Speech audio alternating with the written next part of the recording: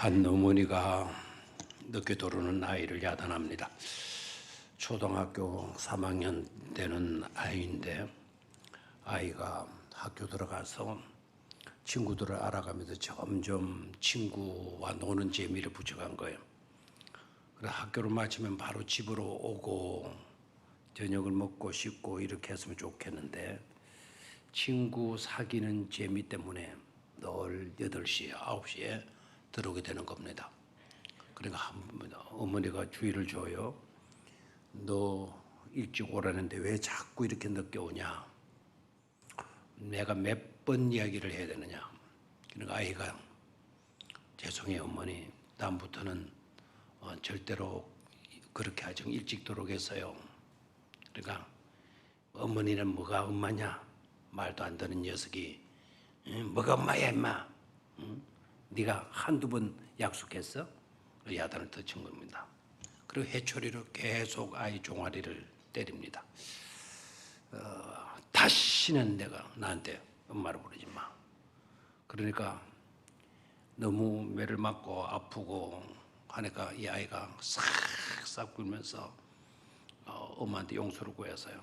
그런데 엄마가 어떻게 된 건지 아이 한마디 말을 딱 듣더니 해초리로 때리는 것을 딱 멈추더랍니다. 그 아이 한마디 말이 뭐였을까요? 뭐였을까요? 엄마를 부르지 마. 몇 번의 약속을 어기고 그런 놈이 나한테 엄마라 그래? 하고 막 해초리를 내리치고 하는데 이 아이가 막 무릎을 꿇고 싹싹 빌면서 한마디를 딱 한 거예요. 그랬더니 엄마가 해초리를 딱 멈추고 아이를 때리지 않고 그걸로 끝이 났대요. 아이가 한 말이 뭐였을 것 같아요? 모르겠죠? 상상이 맡길까요? 아이의 대답, 아줌마 다시는 안 그렇게. 하필이면 왜? 라고 하는 제목을 잡아서 하필이면 왜? 하필이면 왜? 오늘 본문의 내용을 읽어보면 하필이면 왜? 라고 하는 제목이 어떻게 보게 되면 맞지 않다라는 느낌을 받죠. 하필이면 왜? 하필이면 왜? 어떤 분이 미국에 이민 가서 살다가 모처럼 고국으로 돌아왔어요. 고국으로 돌아와서 옛날 친구를 만난 겁니다. 옛날 얼마나 반갑겠어요. 그래서 옛날 친구와 함께 식사를 하고, 그리고 식사를 하면서 미국으로 이민 간 분이 한국에 있는 친구에게 부탁한다면서 이제라도 너 교회를 가. 지금부터라도 교회를 가. 교회를 다니도록 해. 이제 할 게 뭐가 있어 우리 나이에. 열심히 하나님 믿고 예수님 믿고 그리고 살다가 구원받아 천국 가야 안 되겠어. 그러니까 이 친구가 대답하는 말, 뭘 그렇게 멀리까지 생각하느냐고. 돈만 조금만 있으면 뭐든지 다 할 수 있는 천국이 바로 옆에 있는데 하필 왜 멀리 있는 천국을 들어가려고 그렇게 애를 써야 되는데 돈만 조금 있으면 얼마든지 가까이 있는 천국을 누릴 수가 있는데 왜 멀리 있는 천국을 들어가려고 그렇게 애를 쓰고 그래야 되는데 라고 반문을 하더래요. 지금 우리가 살고 있는 이 시대가 어떻습니까? 여러분의 생각은 또 어떻습니까? 돈만 조금 있으면 여행도 가고, 돈만 조금 있으면 좋은 것도 먹고, 돈만 조금 있으면 좋은 옷도 사 입고, 돈만 조금 있으면 좋은 곳에 집을 사서 살고, 돈만 조금 있으면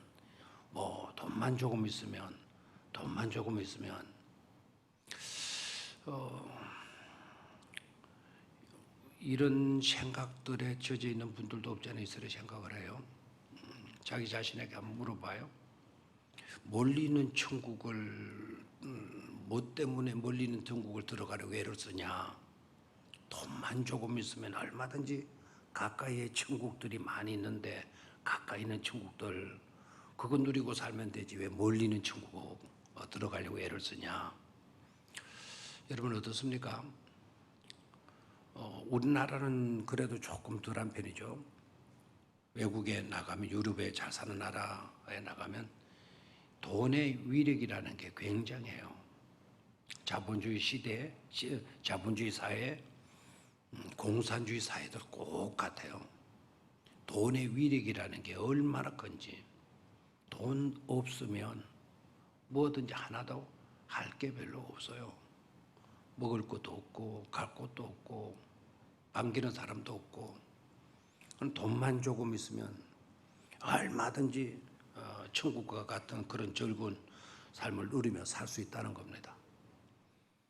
이게 유럽 사람의 이야기가 아니에요. 미국에 이민 갔던 사람이 거기에 가서 정착하고 미국 시민권까지 받아서 살고 있는 사람이 한국에 와서 한국에 있는 오랜 친구에게 말한 거예요. 한국 사람이 대답했어요. 한국 사람이 그렇게 대답했어요. 돈만 조금 있으면 가까이 얼마든지 천국이 있다. 멀리 있는 천국 굳이 뭘 그걸 믿으려고 그렇게 애를 쓰는데 한국 사람이 미국 가서 미국 있는 친구에게 그렇게 말해가지고 미국 있는 친구가 그렇게 말했다면 미국은 살기 좋은 사회니까 그럴 수도 있겠다 싶잖아요. 오히려 잘 살고 있는 미국 사람이 한국에 와가지고 돈만 있으면 천국 좀 예수 믿고 이제 뭘 할 거 있니? 예수 믿고 교회나 다니고 천국 가야 되지 않겠어? 한국 사람의 입에서 돈만 있으면 우리도 알게 모르게 만몬이즘에 빠지고 있어요.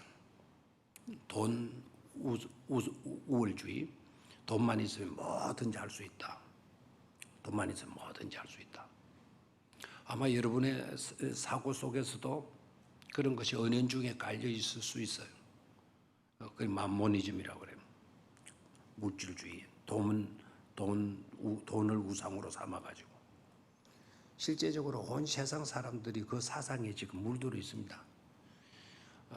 여러분들은 다 예수 그리스도를 믿고 십자가 예수님의 보혈의 은총을 믿고 부활을 믿고 하나님을 믿고 천국을 믿고 한다고 그러지만 은연중에 이 만모니즘에 다 빠져 있는 거예요.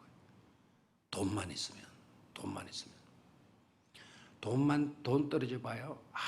아무것도 할 게 없어진다 그래요. 배가 아파도 병원에 갈 수가 있나? 약방에 가서 가스명 3명이라도 사 먹을 수가 있나? 돈 떨어지면 불쌍하죠? 그래서 돈에 매이잖아요. 돈을 벌어야 되고 힘들어도 돈을 벌어야 되고 그러하지 않습니까? 과연 돈만 있으면 우리 주변에 천국이 널려져 있는데 멀리 있는 천국을 굳이 뭐 때문에 노력하고 들어가려고 하느냐? 거기에 이제 여러분이 생각해야 돼요. 돈이 필요하죠. 돈이 필요해요. 돈이 또 돈을 벌어야 돼요. 돈 없이는 실제적인 삶을 살아가기가 힘드니까. 그래서 여러분 직장도 다니고 사업도 하고 장사도 하고 그렇게 하는 것 아닙니까? 여러 가지 방법으로 돈을 벌어요. 많이 배운 사람은 그 지식 가지고 돈을 벌고요. 학교 선생님 같은 분들은 그 지식으로 아이들을 가르치고 돈을 벌고 이렇게 살아가는 것 아닙니까? 그런데 멀리 있는 천국 뭐 그거 신경 쓰냐? 가까운 곳에도 천국이 얼마든지 있는데 라고 말했을 때 거기에서 여러분들이 문제점을 찾아야 돼요. 가까이 있는 천국이 뭐냐? 어떤 곳이냐? 가까이 있는 천국이 어떤 곳이냐? 생각해 보세요. 멀리 있는 천국과 가까이 있는 천국이 어떤 차이가 있는지 가까이 있는 그 천국은 어떤 천국이에요? 여러분들의 영혼을 보장해 줄 수 있는 그와 같은 천국 맞습니까? 우리가 죽고 난 뒤에 우리의 죽고 난 뒤에 사후의 세계를 보장해 줄 수 있는 그런 천국입니까? 내 영혼을 과연 맡길 만한 그와 같은 천국이고 있느냐 이 말입니다. 그래서 우리는 이 만모니즘 은연중에 우리 사회에 현대인들의 의식 속에 자리 잡고 있는 돈제일주의, 돈만 있으면 라고 하는 사상과 사고를 우리는 떨쳐버릴 수 있어야 돼요. 돈 필요합니다. 돈 소용없습니다. 거짓말하는 사람일 겁니다. 돈 필요해요. 그러나 돈이 우리의 영혼을 보장해 주는 것은 아니다. 가까이 있는 천국은 우리 한국 사람의 대답대로 가까이 있는 천국이 어떤 천국인지는 모르지만 그런 천국은 보장해 줄 수 있었는지 모르지만 우리의 영혼과 우리의 영혼을 보장해 줄 수 있는 천국은 절대로 아니다라는 것이죠. 돈만 있으면 즐길 수 있는 곳이 많죠. 여행도 가고 좋은 음식 먹고. 그러나 그것이 여러분의 영혼을 책임져 줍니까? 그것이 천국일까요? 그렇게 좋은 옷 입으면 천국이 이루어지나요? 좋은 음식 먹으면 천국이 이루어져서 행복한가요? 먹을 때뿐입니다. 조금 더 먹으면 여러분 더부룩해서 오히려 가스맹수를 잡고 불편할 겁니다. 마찬가지예요. 그래서 멀리 있는 천국이 아니라 우리는 멀리 있는 천국을 가까이 있는 천국으로 세상 사람들이 말하는 그런 천국이 아닌 멀리 있다고 생각하는 그 천국이 바로 우리 곁에 있는 천국의 삶을 살아갈 수 있어야 될 줄로 믿습니다. 그래서 내 믿음이 중요하고 내 삶의 의식이 중요하고 하는 것이죠. 왜 하필이면 이 오늘 베드로전서를 읽었는데 베드로전서를 기록한 분이 누구일까요? 성령의 감동을 받아서 기록한 사람이 누구일까요? 누구죠? 베드로전서를 기록한 하나님의 영감을 받아가지고 이 베드로전서를 기록한 사람이 누구일까요? 베드로예요, 베드로. 베드로는 원래 직업이 뭐였습니까? 어부였죠. 어부인 베드로가 이 베드로서를 쓴 거예요. 자기 머리 짜내가지고 쓴 게 아니고 성령의 감동을 입어서 성령의 감동으로 베드로서를 쓴 거죠. 근데 이 베드로서를 쓰게 될 때에 이 베드로서를 쓰게 될 때의 배경, 시대적 배경이 어땠느냐? 예수 믿기가 너무너무 편하고 쉽고 좋은 그런 시대가 아니었다라는 겁니다.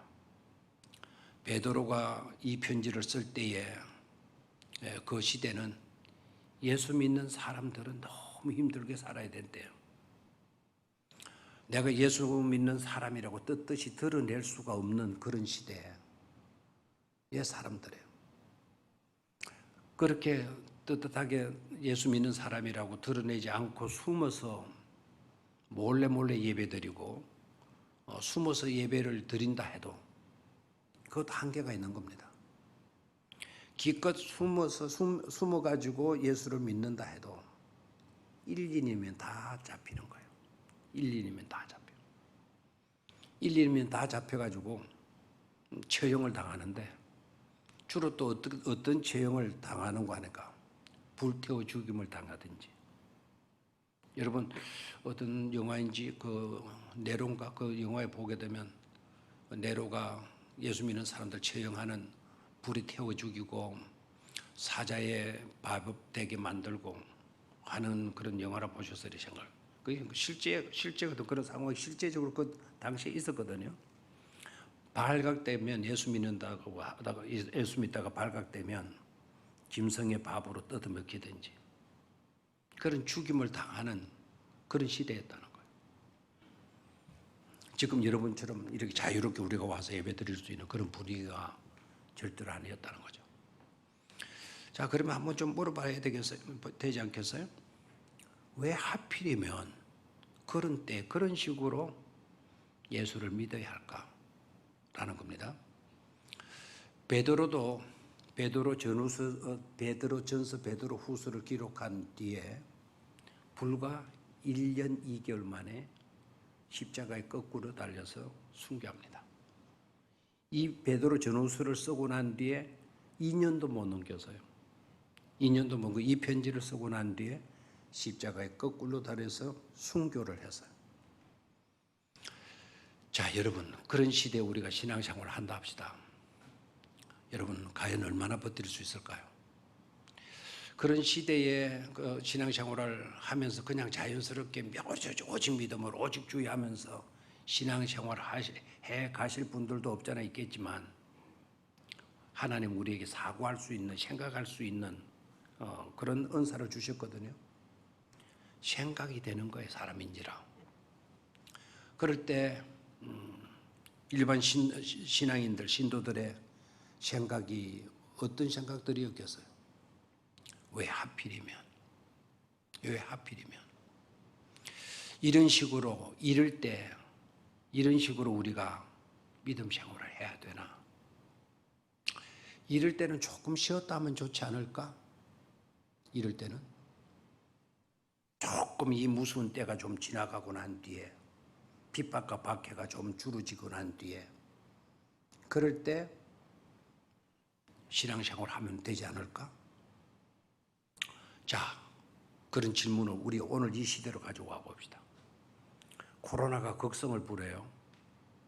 주일은 다가와요. 이럴 때 그래도 자꾸 전화가 와요. 문자가 와요. 내일은 주일입니다. 교회에서 꼭 만나 뵙기를 바랍니다.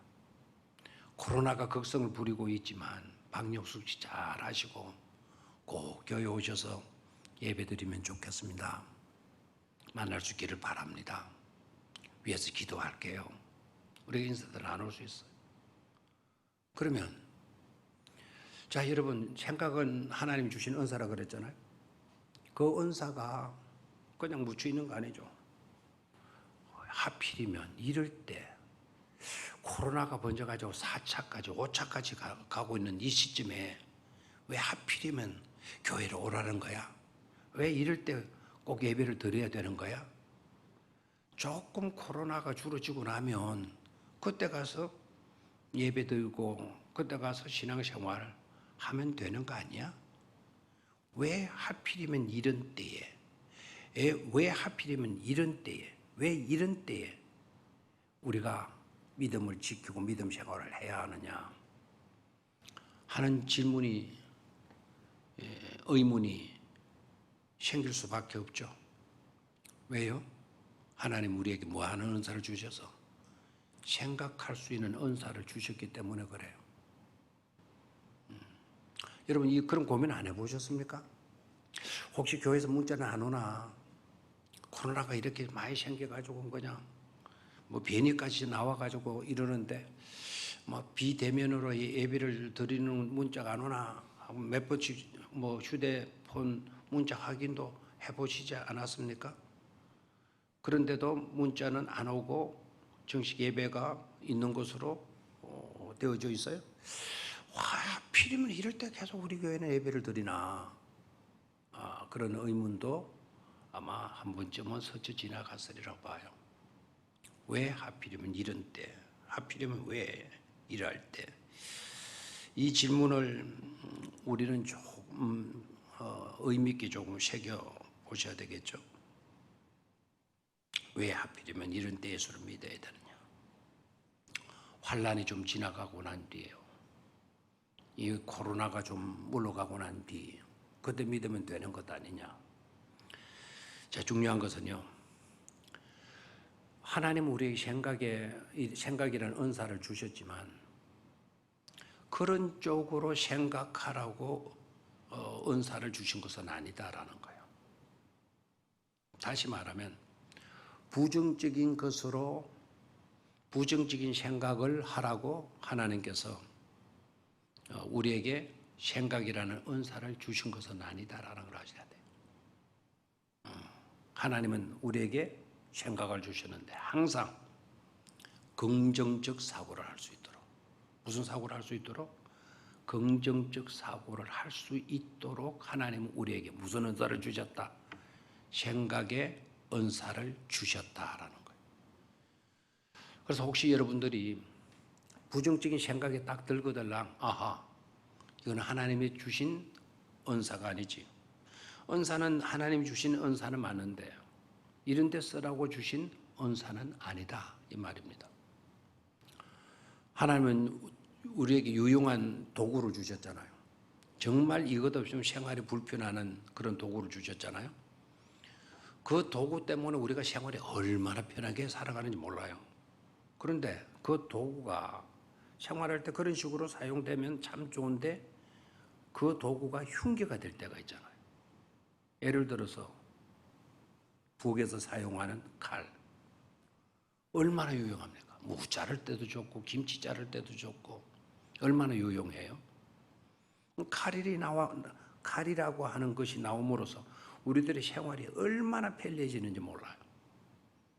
그런데 그 칼이 강도의 손에 쥐어지면 그 칼로 사람을 찔러 죽이고 부인을 찔러 죽이고 자기가 낳은 자기 아이를 가슴에 칼을 꼽아서 죽이고 칼을 봐요.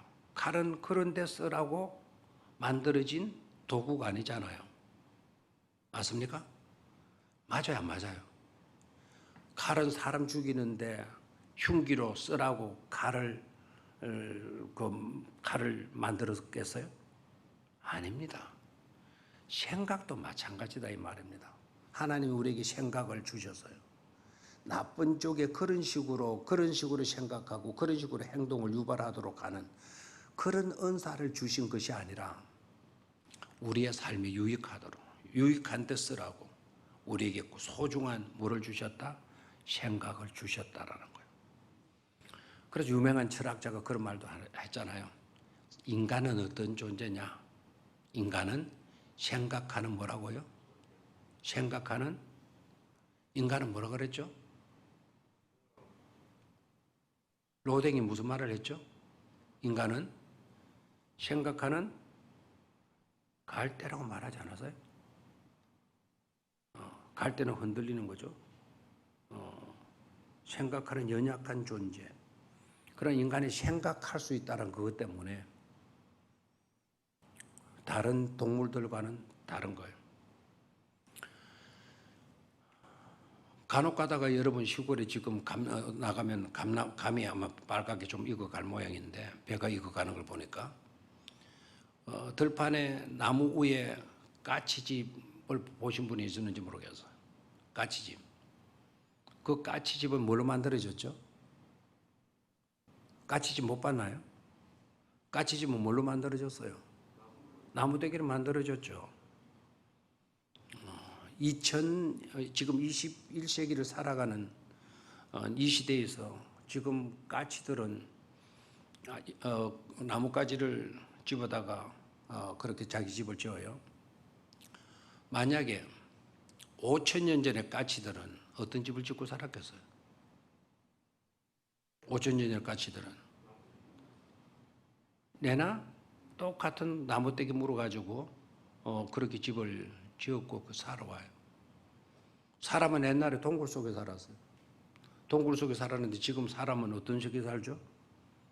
지금 고급 아파트에다가 뭐 슝하면 슉 올라가고 슝하면 내려오고 그런데 살고 있잖아요. 차이가 뭡니까? 까치는 생각이 없는 거예요. 주택 개량 할 줄 몰라요. 여전히 옛날 그때 그 방식으로 그대로 집을 짓고 그대로 살아가고 있어요. 인간은 무궁무진하게 달라져. 왜? 생각하는 것 때문에. 생각하는 것. 세상이 너무나도 급변하잖아요. 너무나도 신속하게. 얼마 전에 제가 실수했어요. 모르는 아이가 또 키가 이만큼만 돼 있어요. 모르는 아이가 든 거예요. 마스크를 끼고. 이리 와봐, 이리 와봐. 너 언제부터 우리 교회 나왔어? 그러니까 애가 딱 잘못, 저도 몰라요. 이러는 거예요. 그래, 네가 교회 오는 것도 몰라? 응. 그래, 왜 모르지? 나 어릴 때부터 우리 엄마 등에 업혀가지고 왔어요. 너 엄마가 누군데? 그러니까 아무개 집사님이 알아요. 그 집 아이가 아들인데 그 집 아들이 성률이거든요. 성률 이름까지 아는데 이 말은 모르겠어요. 얼마 동안 못 봤는지 모르겠지만 한 1년도 안 됐을걸요. 요만했던 아이가 이만큼이 돼버렸어요. 이만큼 성장도 빨라요. 사람이 제일 성장이 느는 동물이 사람이라고 그러잖아요. 근데 이 아이들이 이만큼씩 팍팍 걸러요. 금방 팍 걸러요. 아마 1년에 아마 30cm 정도 올라오지 않을까 생각을 해요. 급변하는 생각이에요. 자, 하필이면 왜 이 급변한 시대 속에서 또 극성을 부리는 이 코로나 속에서 하필이면 왜 우리는 예배를 드려야 되고 교회 다녀야 되고 기도해야 되고 믿음을 지켜가야 되는가? 자, 거기에 대한 대답을 베드로가 뭐라고 하고 있는 건지 한번 봅니다. 15절을 봅니다. 베드로전서 3장 15절 찾았습니까? 예, 시작. 너희 마음에 그리스도를 주로 삼아 거룩하게 하고 너희 속에 있는 소망에 관한 이유를 묻는 자에게는 대답할 것을 항상 준비하되 온유와 두려움으로 하고 그랬어요. 자, 14절에서 올라가 보면 그러나 의를 위하여 고난을 받으면 복이 있는 자니 그들이 두려워하는 것을 마지 말라. 두려워하지 말라. 그들이 근심하는 것을 또한 마지 말라. 근심하지 말라. 두 가지 말라라고 이야기해요.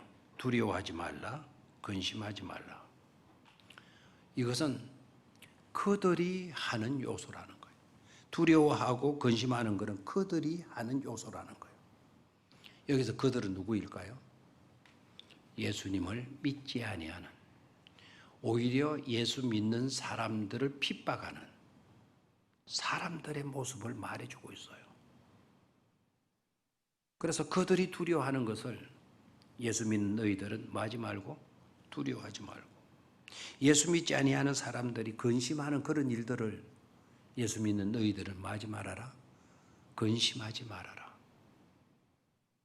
이게 삶의 패턴입니다. 삶의 양상 모습이 다른 거예요. 삶의 질이 다른 거예요. 그들이 무서워하는 것을 너희들은 무서워하지 말아라. 그들이 근심하는 것을 너희들은 근심하지 말아라. 예수 믿는 우리들은 그렇게 하지 말라는 겁니다. 자, 그러면서 의를 위하여 고난을 받으면 뭐가 있다? 복이 있다. 자, 우리가 예수 믿고 이 어려움 속에서 하필이면 왜 이 어려움 속에서 우리가 예수를 믿어야 되나? 왜 힘들고 어려운데 왜 이렇게 교회 나오라고 그러느냐? 자, 다시 한번 그 구절을 읽어봐요. 의를 위하여 고난을 받으면 뭐한 자니? 복 있는 자니. 다시 한번. 의를 위하여 고난을 받으면 뭐하는 자니? 복 있는 자니. 아멘입니까? 예수 믿으면 발각돼서 1년 아니면 2년 안에 다 화형으로 죽고 그 사자의 밥이 되어서 죽고 처형 당해서 목이 달려서 목 베어서 죽고 참수형을 당하고 목이 졸려져서 목매어서 이렇게 죽임을 당하고 그런 시대에 왜 하필이면 그럴 때 예수를 믿어야 되느냐? 자, 성경은 대답하고 있어요. 의를 위하여 고난을 받으면 뭐 있는 자다? 복 있는 자다. 여기에 의라는 것은 믿음을 가리켜요. 그런 핍박과 그런 박해와 그런 어려움 속에서도 우리가 뭐를 지켜나가면 믿음을 지켜나가게 될 때 우리는 뭐한 자가 된다? 복 있는 자가 된다라는 거예요. 우리가 발각이 돼서 죽임을 당한다 하더라도 참수형, 사자밥이 되고 화형을 당한다 하더라도 세상 사람들은 우리를 핍박하는 그들은 그런 걸 당하면 두려워하지만 우리는 그런 거 두렵지 않다. 세상 사람은 그렇게 되면 어쩌노 하는 걱정을 하고 근심을 하고 하지만은 예수 믿는 사람들은 그런 것 말 필요가 없다. 걱정할 필요가, 근심할 필요가 없다. 이유가 뭐냐는 거예요. 자, 그 다음에 15절을 내려갑니다. 너희 마음에 그리스도를 주로 삼아 거룩하게 하고, 자, 그리스도를 주로 삼아 마게 하고, 이럴 때 하필이면 하필이면 왜라고 하는 그런 의문부의 의문적인 상황이 일어날 때, 그럴 때 우리가 해야 될 일이 바로 뭐냐면 우리 마음에 그리스도를 뭐로 삼아? 주로 삼아라는 이 말, 삼다라고 하는 이 말, 인정한다라는 거예요. 내 주인입니다. 내 주인으로 삼겠습니다. 지금부터 선배님으로 삼겠습니다. 그걸 인정하는 거예요. 그러니까 예수님을 우리의 뭐로 인정하는 거죠? 주로 인정하는 것을 말해요. 자, 이런 핍박 때 우리는 우리 마음속에 굳게 어떻게 해야 된다고요? 그리스도를 나의 주로 말 수 있어야 된다. 삼아 인정할 수 있어야 된다는 거예요. 핍박이 올수록 우리는 더욱더 그리스도가 나의 뭐가 된다? 주가 된다라는 것을 인정하라는 거예요. 자, 그 다음에 주로 삼아 거룩하게 하고라는 이 말, 거룩하게 하고라고 하는 이 말을 유의해야 돼요. 거룩하게 하고라는 말은 깨끗하게 하고라는 것으로 우리가 일반적으로 이해를 하죠, 그죠? 여기에 거룩하게 하고 구별되게 하고라는 뜻인데, 그 구별되게 하고라는 이 말은 아까와 같은 그런 근심, 걱정, 두려움 이런 것들을 다 떨쳐버리는 거예요. 떨쳐버리는 거예요. 근데 주님은 나의 뭐가 되신다? 구주가 되신다. 그 외에 생겨지는 잡생각들은 다 많은 거 제거해버리는 거예요. 그게 뭐라고요? 거룩하게 하는 것입니다. 자, 그 다음에 중요한 구절인데 이 부분에다가 여러분 밑줄을 그으십시오. 너희 속에 있는 소망에 관한 이유를 묻는 자에게는 대답할 것을 항상 준비하되 온유와 두려움으로 하고, 그 말씀 밑에다가 밑줄을 그으시기를 바라요. 너희 속에 있는 소망에 관한 이유를 묻거든. 자, 저를 보세요. 자, 밑줄을 그었습니까? 밑줄을 그었습니까? 목사님, 저는 안 꺼도 다 알아요. 좋습니다. 안 꺼도 다 아실 분들은 안 꺼도 좋겠어요. 자, 그렇다면 너희 속에 있는 소망에 관한 이유를 묻는 자에게는 그랬는데, 그렇다면 여기 전제되는 것이 있죠. 1년이면 2년이면 1년 안에 2년 안에 잡혀가지고 다 비참하게 죽어가는 그런 사람들에게 그들의 마음속에는 뭔가가 들어있는 게 있었다라는 거예요. 첫 번째는 주를 인정하는 믿음이 있었고, 또 하나는 그들 마음속에 뭐가 들어있었던 것이죠? 뭐가 들어있어요? 소망. 너희 속에 있는 소망에 관한 이유를 묻거든. 그래 베드로는 자기가 안고 있는 그 베드로가 안고 있는 성도들 가운데는 뭔가 들어있다라는 것을 베드로는 확신하고 있어요.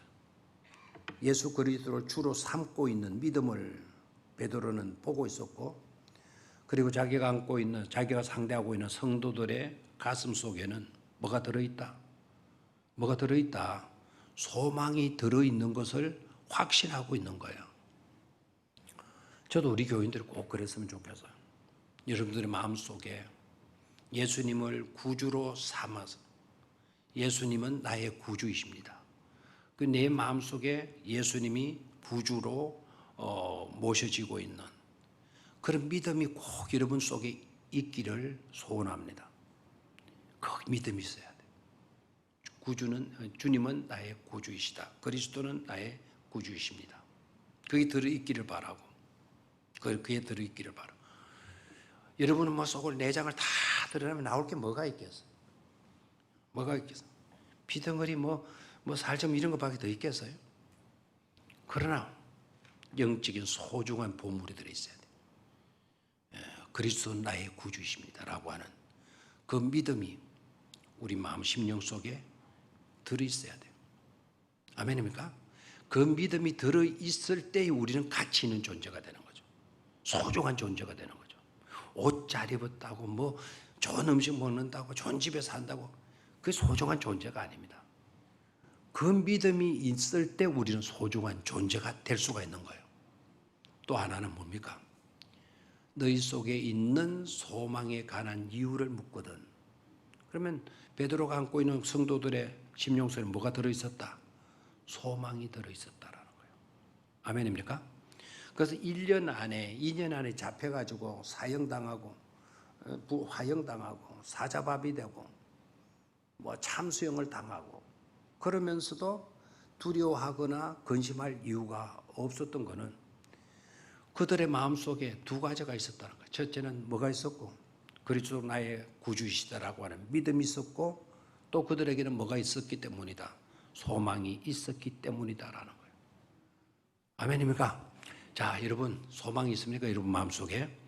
그럼 그 소망이 뭡니까? 그 소망이 뭡니까? 자, 베드로가 다시 말하고 있어요. 다시 아까 줄 꺼놓은 부분으로 갑니다. 소망에 관한 이유를 묻는 자에게는 대답할 것을 항상 준비하되 어떻게 하라고 했죠? 온유와 두려움으로 하고 선한 양심을 가지라 라고 말을 해요. 자, 여기에서 봐요. 소망에 관한 이유를 누구가 묻고들랑 저는 우리 이 개역 개정 번역이 조금 여기에서는 실감나게 번역을 못했어요. 옛날 번역이 나와요. 소망에 관한 질문을 누군가가 너에게 하거들랑 너희는 대답할 말 있게 하라라고 했어요. 옛날 성경에는. 그 말이 좀 좋죠? 누군가가 소망에 관한 이유를 묻는 자에게는 우리가 뭐 할 말이 있어야 된다. 대답할 말이 있어야 된다라는 거예요. 뭐 때문에 내가 멀리 있는 천국에 신경 써야 되는데 가까운 데도 이렇게 천국 같은 데가 많은데 뭐 때문에 멀리 있는 천국에 신경 쓰고 그래. 뭐 뭐라고 그렇게 애쓰고 예수 믿고 교회 가고 뭐 그래야 되는데 라고 질문하고 물어오는 사람에게 내가 믿는 그 천국에 대한 소망, 그 소망에 대해서 분명히 대답할 수 있어야 된다 이 말입니다. 다 같이 한번 따라해요. 대답할 말 있게 하라. 큰 소리로 대답할 말 있게 하라. 뭐에 대해서 질문을 받거든 소망에 대해서 질문을 받거든 대답할 말 있게 하라라는 거예요. 자, 그렇다면 여러분 소망에 대한 질문이 뭡니까? 여러분에게 있는 소망은 그러면 뭡니까? 어떤 소망을 갖고 있나요? 어떤 소망을 갖고 있나요? 이 급변하는 시대에 혼란한 시대에 뭐 요새 어른 공경이 어디 있고 자식 사랑이 어디 있습니까? 사실 여러분 말고 세상에 봐요. 얼마 전에도 또 새 모녀를 죽인 사람 사형 선고시킨다고 나왔죠. 그랬더니 뭐 사형 시켜야 된다 그러고 사형은 매라 주도록 해야 된다 하고 뭐 여론들이 부글부글 끓죠. 뭐 그 사건만 있었습니까? 새 모녀만 죽였습니까? 그 사건만 있었나요? 자기가 나이를 뭐 집어 던지지를 않았나, 쓰레기통에 집어 넣지를 않았나, 뭐 불을 집어지 않았나, 또 굶어 죽이지를 않았나. 지금 이 세상은 너무너무 무슨 세상이에요. 자, 우리가 가져야 할 소망은 뭡니까?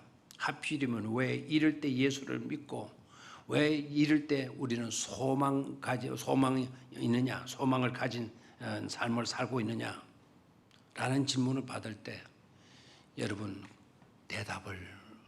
대답할 말 있게 하라 그랬는데 무슨 대답을 하실 겁니까? 하필이면 왜 이럴 때 믿어야 되나? 그 이유에 대해서 어떻게 대답할 겁니까? 소망에 관한 이유를 묻고들랑 대답할 말 있게 하라 그랬는데 부끄럽지 않았습니까? 혹시나 나 소망 없는데 혹시나 나 소망 없다고 여겨지고 있지는 않습니까? 그러면 지금 예수님을 제대로 안 믿고 있는 거죠. 저와 여러분들은 반드시 믿음이 있어야 되고 우리에게 뭐 있어야 돼요? 소망이 있어야 돼요. 고린도전서 13장 13절 애우고 있기만 하지 마시기를 바라요. 믿음 있어야 된다 그랬죠. 소망 있어야 된다 그랬죠. 사랑 있어야 된다 그랬죠. 믿음, 소망, 사랑. 이 세 가지는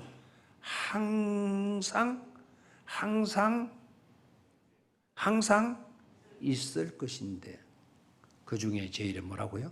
사랑이라. 그러면 사랑 쪽에만 기울어져 버렸어. 항상 있어야 할 것인데를 우리 무시해 버렸어. 그럼 우리는 살아가면서 반드시 있어야 할 거. 믿음이다, 소망이다, 사랑이다. 아멘. 이걸 가지고 살면 여러분 괜찮은 삶을 살아가는 사람들이에요. 괜찮은 자들이에요. 행복한 사람들입니다. 이 세 가지를 가졌으니 얼마나 행복한 사람들입니까? 이 세 가지를 소홀히 하지 마세요.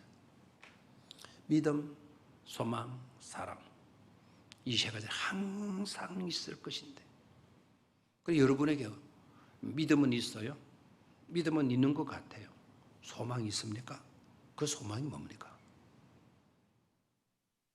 왜 하필이면 이런 시대에 소망을 가져야 합니까? 이런 시대이니까 소망을 가져야 합니까? 라는 그 질문 자체에 엇배가 있는 거예요. 이런 시대이니까 더욱 우리는 뭐를 가져야 돼요? 소망을 가지고 살아야 될 줄로 믿습니다.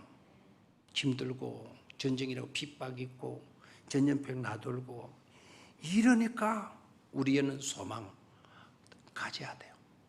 하나님의 나라에 대한 소망 말입니다. 주가 다스리는 그 세계를 우리는 말 수 있어야 돼요. 소망할 수 있어야 돼요. 금방 있다가 금방 사라지고 말아요. 여러분 산도 발부동하죠. 오늘도 우리 교인 한 분이 어르신이 한 분 돌아가셨어요. 그러면 우리는 안타까워요. 처음에는 누가 죽었네 하고 그걸로 끝나요. 그리고 여러분들은 일상의 삶으로 다시 돌아가는 거예요. 갈매기가 저 바다 위를 빙빙 돌다가 바다 밑으로 팍 내려치는데 바다 밑에 그만 그게 물고기가 아니고 바위였어. 바위를 쳐박아 놓으니까 막 물속으로 내려꼬는 순간 물방울이 푹 튀어올라가고 그리고 바위를 쳐면서 입 다 부서져 가지고는 그 길로 그 갈매기는 죽고 말아요. 그 갈매기의 마지막 순간에 물 팡 튀어올라오고 그 다음에 다시 튀어올랐던 물은 다시 바다로 깔아놓고 애저어지나 그러면 금방 상태로 다시 바다는 출렁이고 여전히 바다는 바다 그대로 있는 거예요. 그 갈매기의 입장에서 보면 그 갈매기는 자기 운명이 그게 결정되는 거예요. 아주 위기적인 순간인데 아주 중요한 순간인데 그렇게 끝나는 거예요. 여러분 죽고 나면 누가 와서 울고 누가 와서 어쩌고 저쩌고 하겠죠. 그러나 그 순간 딱 끝나고 나면 다시 일상의 삶으로 남들은 다 돌아가는 거예요. 돌아가는 거예요. 우리들의 삶 속에 이게 없으면 안 돼요. 믿음 없으면 안 돼요. 소망 없으면 이 세상 것 기대했다가 여러분 다 헛다는 삶에 허무한 삶으로 끝나버리고 말아요.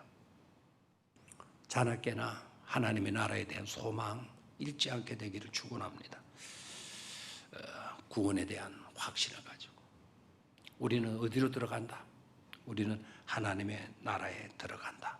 아멘입니까? 왜 그 예수를 믿어야 되나? 하필 왜 우리 믿음을 지켜야 되나? 진리가 우리를 뭐하게 해주기 때문이다. 자유케 해주기 때문이다. 좀 더 값진 삶으로 나아가려고 하면 우리는 이런 고백을 할 수 있으면 더 멋질 거예요. 예수가 나를 위하여 죽어 주었기에 이제 나는 주를 위해서 살 수밖에 없다고. 주를 위해서 살고 주를 위해서 죽으라면 주를 위해서 저는 죽는 겁니다. 주를 위한 삶으로 나아가야 되는 것. 하필이면 왜라고 하는 질문 앞에 우리는 구원이 있기에 소망이 있기에 구원에 대한 믿음이 있기에 그렇죠? 진리가 우리를 뭐 할 수 있기에 자유하게 하기 때문에 그리고 예수가 나를 위하여 죽어주셨기에 이제 나는 누구를 위해서 살 사명이 있다. 예수를 위해서 살 사명이 있는 것이요 라고 대답할 수 있게 되기를 주의 이름으로 축원합니다.